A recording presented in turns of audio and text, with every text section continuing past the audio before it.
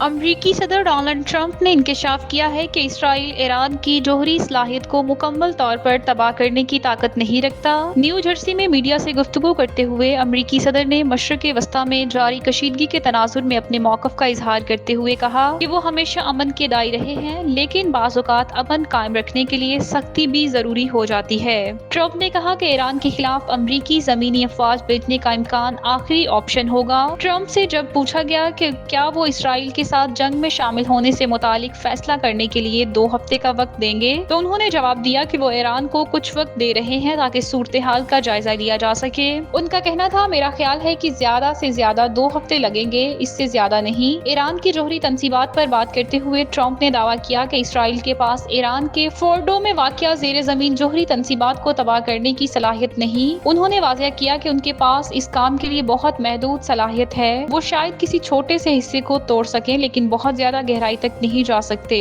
ان کے پاس اس کی صلاحیت ہی نہیں ہے۔